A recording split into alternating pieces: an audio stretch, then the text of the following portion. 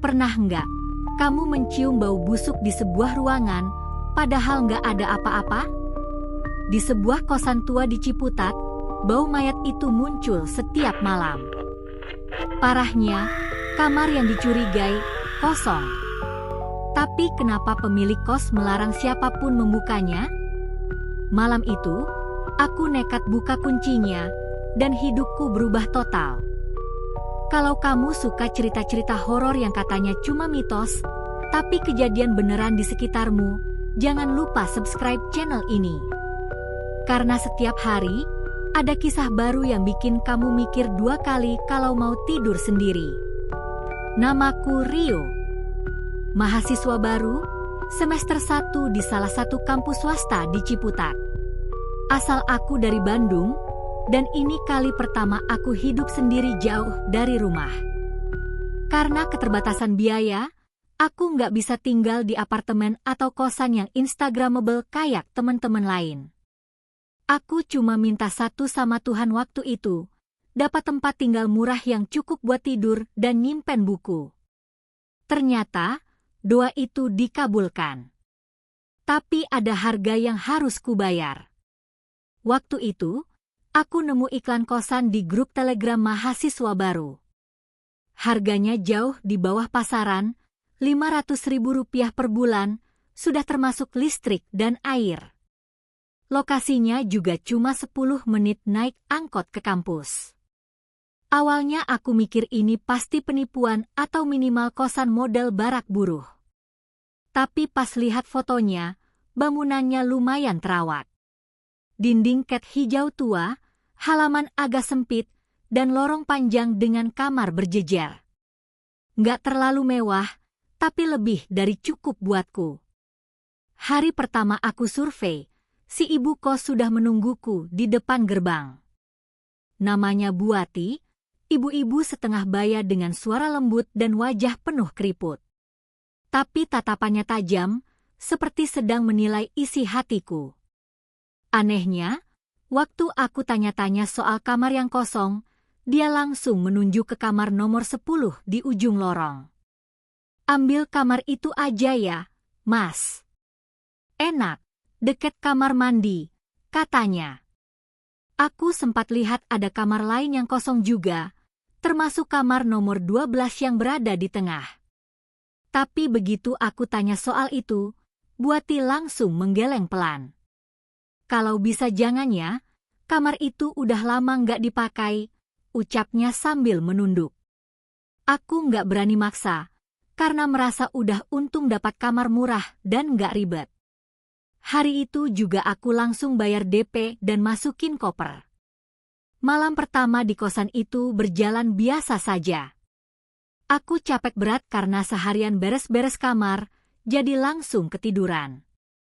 Tapi sekitar jam 2 malam, aku kebangun karena bau aneh. Bau busuk yang susah dijelaskan, seperti bangkai tikus yang dibiarkan berhari-hari di balik plafon. Aku pikir mungkin ada saluran air mampet atau got bocor di belakang kamar. Tapi pas aku cek kamar mandi, semuanya bersih. Nggak ada air tergenang, nggak ada sumber bau. Bau itu datangnya dari arah lorong, dan semakin kuat kalau aku berdiri di depan kamar nomor 12. Kamar yang tadi dilarang Bu Ati. Pintu kamarnya terkunci rapat, tapi aku bisa lihat celah bawah pintunya gelap pekat. Seperti nggak ada cahaya sama sekali dari dalam. Anehnya, baunya cuma muncul malam itu aja, lalu hilang menjelang subuh. Aku pikir, mungkin cuma perasaanku. Tapi ternyata itu baru awalnya. Keesokan harinya aku coba tanya ke tetangga kamar sebelah, namanya Dito, mahasiswa semester akhir yang udah 2 tahun tinggal di sana. Dia orangnya santai dan ramah. Pas aku utarakan soal bau busuk itu, dia langsung diam beberapa detik, lalu nyengir kecil. Wah, kamu juga nyium, ya? Biasanya anak baru sih yang paling peka, katanya enteng. Aku heran, maksudnya gimana? Emang sering ya bau begitu? Dito nggak langsung jawab. Dia hanya bilang, "Udah, kalau kamu nyium itu lagi, mending tutup pintu, tidur aja. Nggak usah cari tahu." Nadanya berubah serius. Aku jadi makin penasaran, tapi waktu aku tanya lebih jauh, Dito malah ngajak main Mobile Legends sambil ngeles. Daripada mikirin setan, mending kita push rank, bro. Malam kedua, bau itu muncul lagi. Tapi kali ini lebih kuat. Aku sampai muntah di wastafel karena perut nggak tahan. Yang aneh, semua kamar lain juga mulai terbuka. Para penghuni keluar, saling lihat-lihatan. Raut wajah mereka nggak kaget, tapi pasrah. Seolah mereka udah tahu bau ini bakal muncul lagi. Salah satu penghuni cewek, Mbak Nisa, jalan pelan-pelan ke arah kamar nomor 12, lalu mengetuk pintunya 1 kali. Hanya 1 kali. Lalu dia berbalik dan masuk kamarnya, tanpa bicara apapun. Aku berdiri di lorong, bingung setengah mati. Aku pikir malam itu adalah puncak dari keanehan kosan ini. Tapi ternyata aku salah. Justru sejak malam kedua itulah semuanya mulai berjalan makin aneh. Setiap malam, bau busuk itu datang tepat pukul 2. Bukan lebih awal, bukan lebih lambat. Jam 2 pas. Dan bukan cuma baunya yang muncul, tapi juga suara, seperti erangan pelan. Semacam suara orang mendesah kesakitan, parau, tercekat, seperti seseorang yang mencoba bicara dengan tenggorokan kering dan penuh luka. Aku sering merekam suara itu pakai ponselku, tapi anehnya, waktu kuputar ulang, suara itu nggak ada. Yang terdengar hanya suara angin dan derit pintu. Tapi aku tahu apa yang kudengar setiap malam. Aku tahu itu bukan halusinasi. Tubuhku bahkan bisa hafal alunan erangan itu. Semakin hari, suaranya semakin dekat. Dari dalam kamar nomor 12. Aku mulai dihantui rasa penasaran. Logikaku bilang, ini bisa aja suara tikus atau suara tetangga kamar yang ngigau. Tapi entah kenapa, instingku menolak semua kemungkinan itu. Aku mulai memperhatikan lebih dalam. Setiap malam saat bau muncul, jendela kamar 12 kadang terbuka sedikit. Gorden tipis berwarna abu-abu lusuh terayun perlahan. Tapi saat pagi datang, jendela itu tertutup rapat. Seakan ada yang menutupnya dari dalam. Aku mencoba tanya lagi ke Dito. Kali ini, dia duduk serius dan bilang, "Rio, aku nggak bisa larang kamu nyari tahu. Tapi kosan ini udah kayak gini dari dulu. Setiap anak baru pasti nanya soal kamar 12. Ada yang nekat, ada yang diam aja. Yang diam, aman. Yang nekat, entah kenapa nggak pernah betah lama-lama." Aku makin bingung, memangnya pernah ada yang tinggal di kamar itu?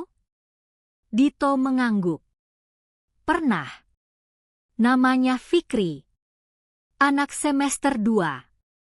Sekitar 2 tahun lalu. Dia tinggal di situ sendirian. Suatu malam dia menghilang. Nggak ada yang tahu kemana. Semua barangnya masih di kamar. Tapi orangnya nggak pernah balik. Sejak itu, Buati kunci kamar itu.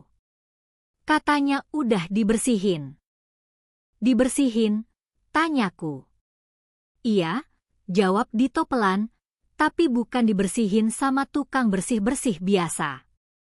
Katanya Buati manggil orang pintar.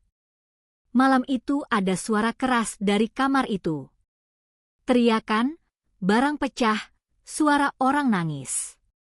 Besoknya, kamar langsung dikunci, dan Buati bilang, jangan buka lagi.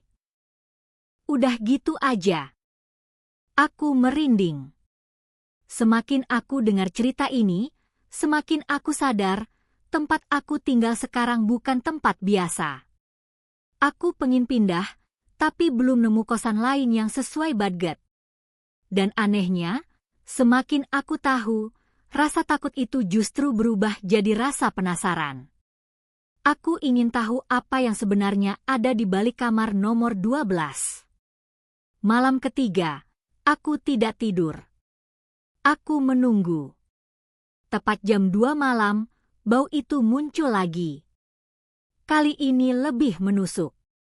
Dan suara erangan itu makin jelas. Seperti berada di balik dinding kamarku. Aku beranikan diri berdiri di depan kamar 12, hanya mengenakan kaos dan celana pendek, tubuhku gemetar, tapi aku tidak mundur. Tiba-tiba pintu kamarku terbuka sendiri. Bukan kamar 12, tapi kamarku sendiri. Angin dingin menyeruap masuk, membuat bulu kuduku berdiri. Aku buru-buru menutup pintu, lalu mengintip dari lubang kecil di pintu. Di lorong yang gelap, aku melihat bayangan seseorang berdiri di depan kamar 12. Tingginya sekitar 160 cm, rambut panjang menutupi wajahnya dan tubuhnya kurus seperti tengkorak hidup. Tapi yang paling menyeramkan, dia berdiri diam, tanpa gerak, selama hampir 1 menit. Aku hampir tak bisa bernapas. Tanganku gemetar saat memegang gagang pintu. Dan ketika aku mengedipkan mata, sosok itu sudah tidak ada. Begitu aku buka pintu dan melihat ke lorong, semuanya kosong. Tak ada siapa-siapa. Tapi bau busuk itu masih ada. Bahkan lebih pekat dari sebelumnya. Seperti darah yang sudah membeku dan dibiarkan membusuk selama berminggu-minggu. Keesokan harinya, kosan seperti biasa lagi. Semua orang diam, seolah nggak ada yang aneh. Tapi aku sudah nggak bisa tenang. Aku akhirnya memberanikan diri bicara langsung ke Bu Ati. Bu, saya mau tanya soal kamar nomor 12. Saat aku mengucapkannya, wajah Bu Ati langsung berubah pucat. Dia menghela napas panjang, lalu berkata, kamar itu sudah dikunci sejak Fikri hilang. Kamu tahu nggak, waktu polisi datang dan buka paksa kamar itu, mereka nggak nemu apa-apa selain buku catatan dan darah kering di bawah tempat tidur. Aku membeku. Darah? Tanyaku. Bu Ati mengangguk pelan. Tapi nggak ada mayat. Nggak ada tanda orang tinggal. Cuma kasur, baju, dan bau itu. Sama seperti yang kamu cium tiap malam. Suaranya gemetar. Mereka bilang mungkin Fikri pergi. Tapi kalau dia pergi, kenapa arwahnya masih di sini? Sejak hari itu, aku tak pernah bisa tidur dengan tenang. Setiap malam, mimpi buruk datang silih berganti. Tapi anehnya, semua mimpiku memiliki satu kesamaan, selalu berakhir di depan kamar nomor 12. Dalam mimpiku, aku berjalan menyusuri lorong kos yang gelap, dindingnya basah, dan suara tetesan air menetes dari langit-langit. Ketika aku sampai di depan kamar itu, pintunya perlahan terbuka sendiri, dan di dalamnya bukan kamar biasa. Ada tangga turun ke bawah tanah, gelap, lembab, dan terdengar suara seseorang berteriak, "Tolong, saya masih hidup, aku ingin lari, ingin bangun, tapi tubuhku membeku." Setiap kali suara itu mendekat, aku langsung terbangun dengan napas terengah dan badan penuh keringat dingin. Tapi meskipun aku sadar itu hanya mimpi, bau busuk itu tetap terasa di hidungku. Seakan mimpi itu bukan hanya bunga tidur, tapi jendela ke sesuatu yang nyata. Di malam keempat, aku duduk mematung di dalam kamar, lampu mati, hanya mengandalkan cahaya ponsel. Aku terlalu takut untuk tidur, tapi juga terlalu lelah untuk tetap bangun. Saat mataku mulai mengantuk, aku melihat sesuatu di dinding kamarku. Awalnya samar, seperti noda jamur atau bekas rembesan air. Tapi lama-lama, bentuknya semakin jelas. Pola itu menyerupai simbol, lingkaran besar dengan garis silang di tengah, dikelilingi coretan-coretan seperti tulisan kuno. Dan bau busuk itu muncul bersamaan dengan kemunculan simbol itu. Aku mendekat dan menyentuh dindingnya. Dingin. Tapi bukan dingin biasa, lebih seperti menyentuh logam yang baru saja keluar dari ruang pendingin. Saat jari telunjukku menyentuh lingkarannya, aku mendengar suara dari dalam tembok. Suara erangan yang sama seperti sebelumnya. Tapi kali ini disertai isak tangis. Seperti seseorang yang terjebak dan tahu bahwa tidak ada yang akan menyelamatkannya. Keesokan harinya, aku coba bicara lagi dengan Mbak Nisa, satu-satunya penghuni kos yang tampaknya tahu lebih banyak tapi selalu diam. Aku menemuinya saat dia sedang menyapu halaman. "Mbak, maaf ganggu. Aku cuma mau tanya soal kamar itu." "Kamar 12. Dia menghentikan gerakannya. Lalu menatapku dengan mata sayu. "Kamu masih belum ngerti ya?" katanya lirih. Setiap anak baru pasti penasaran. Dan setiap kali ada yang buka kamar itu, pasti ada yang pergi. "Apa maksudnya, pergi?" tanyaku. "Fikri, dan sebelum dia, ada Arum. Sebelum Arum, ada satu lagi, aku lupa namanya. Mereka semua pernah coba buka kamar itu. Dan setelah itu, hilang. Ada yang pindah, ada yang sakit keras, dan satu nggak pernah ditemukan." Aku tercekat. Kenapa Bu Ati nggak tutup aja kosannya? Karena ada yang jaga. Tapi yang jaga bukan Bu Ati. Ada sesuatu yang memang ingin tetap tinggal di sana. Perkataannya terus terngiang di kepala sepanjang hari.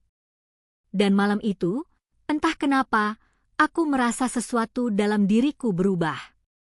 Ada dorongan kuat, semacam bisikan di telinga. "Bukalah, bukalah."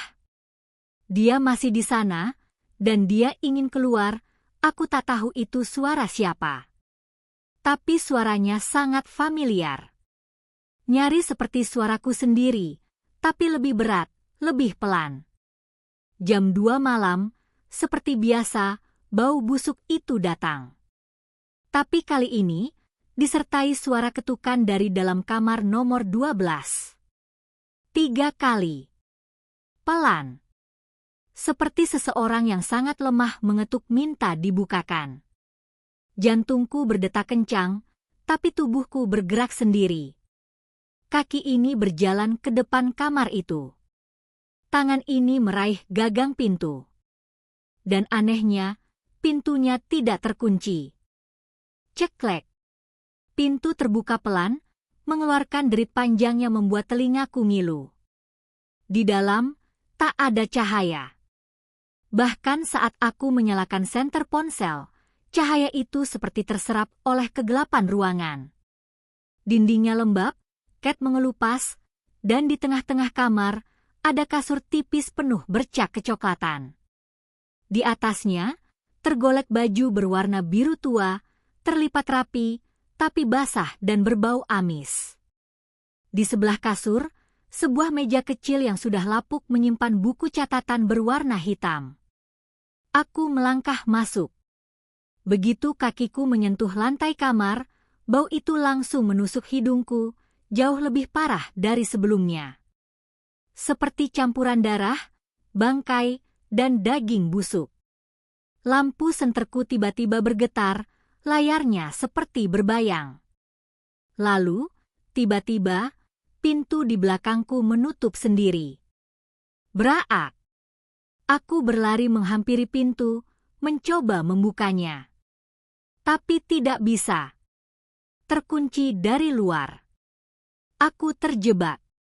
Dan dari balik lemari tua di sudut ruangan, terdengar suara pelan, suara yang selama ini hanya kudengar dari luar. "Tolong, Aku masih hidup. Aku mundur beberapa langkah, mendekati dinding, mencoba tetap tenang. Tapi jujur, tubuhku gemetar hebat. Keringat dingin mengucur meskipun kamar ini seperti ruang pendingin. Mataku menatap buku catatan hitam di atas meja kecil yang reot. Perlahan aku ambil buku itu.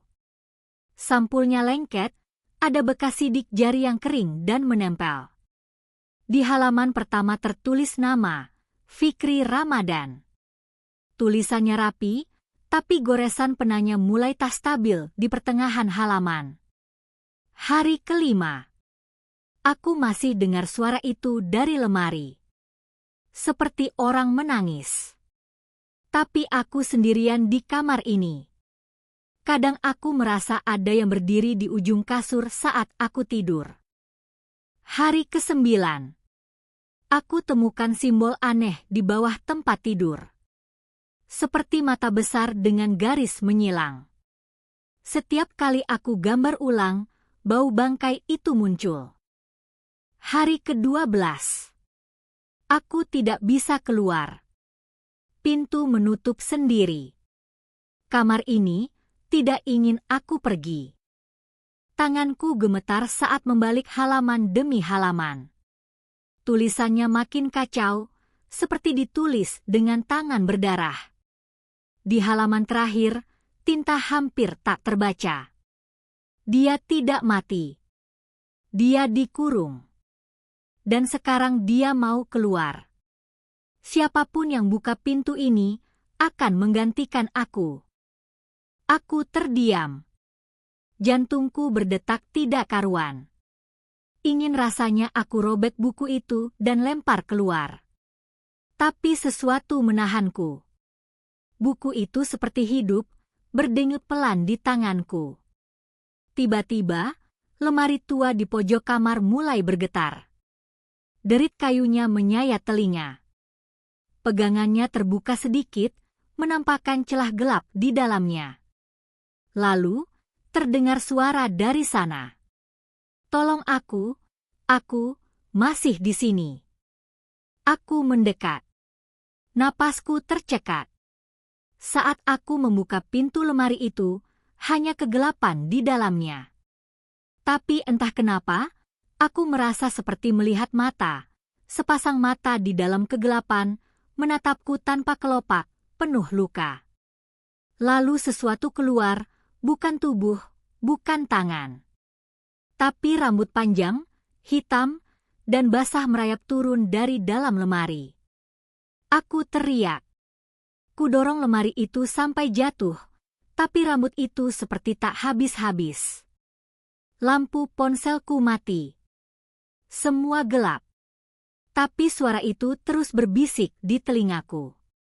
Bukan satu suara, tapi banyak. Seperti puluhan orang berdesakan, meminta bantuan, menangis, meratap, menyebut namaku. Rio. Rio, kamu yang buka, kamu yang harus ganti. Tanganku mencari-cari pintu, mencoba membuka paksa. Kutendang, kutarik, bahkan kutabrak dengan bahu, tapi pintu tak bergeming. Tiba-tiba, suara buati terdengar dari luar, memanggil namaku. Rio.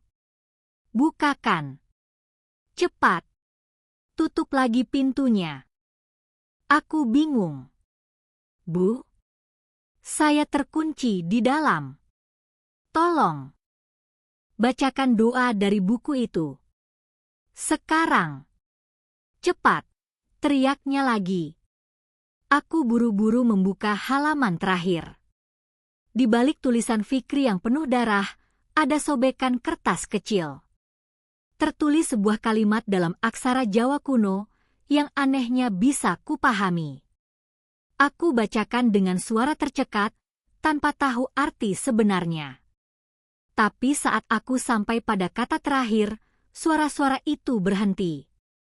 Rambut yang keluar dari lemari tiba-tiba mengering dan luruh ke lantai, seperti serpihan ijuk dibakar. Dan pintu terbuka. Cahaya dari luar lorong masuk ke kamar. Aku terduduk lemas. Di ambang pintu, Buati berdiri sambil menangis. Maafkan saya, Rio, saya kira kamar itu sudah terkunci selamanya. Tapi kamu yang bukakan lagi. Tangannya gemetar, wajahnya pucat. Beberapa penghuni kos berdiri di belakangnya, semuanya mematung. Dito juga ada di sana, wajahnya shock berat. Mereka membantuku keluar dari kamar itu. Tapi begitu aku melangkah melewati ambang pintu, sesuatu menarik kakiku. Sekejap aku melihat sepasang tangan pucat mencengkeram kakiku dari bawah lantai. Tapi hanya sedetik, lalu hilang. Buati menarikku cepat-cepat, lalu mengunci kamar itu dengan kunci besar dan menyematkan segel kain merah di gagangnya. Mulai malam ini, gak ada yang boleh tinggal di kamar itu. Bahkan mendekat pun tidak. Aku pindah kos keesokan harinya. Badanku masih lemas, tapi yang lebih parah adalah jiwaku. Aku tidak berani lihat lorong panjang atau bau apapun yang menyengat. Seminggu setelah itu, aku coba hubungi Dito. Tapi nomornya tidak aktif. Kudengar dia juga pindah tanpa pamit. Kosan itu katanya sekarang kosong total. Tapi Buati masih di sana. Menjaga kamar nomor 12 sendirian. Beberapa bulan kemudian, aku lewat depan kos itu. Semua jendela tertutup rapat. Tapi saat aku melirik ke lantai 2, aku melihat sesuatu berdiri di belakang gorden kamar 12. Sosok tinggi kurus, rambut menutupi wajah, dan bau itu muncul kembali, menusuk hidungku bahkan dari luar gerbang. Dan saat aku berbalik, sebuah pesan masuk ke ponselku. Tidak ada nama pengirim. Isinya hanya satu kalimat. Kamu belum selesai, Rio.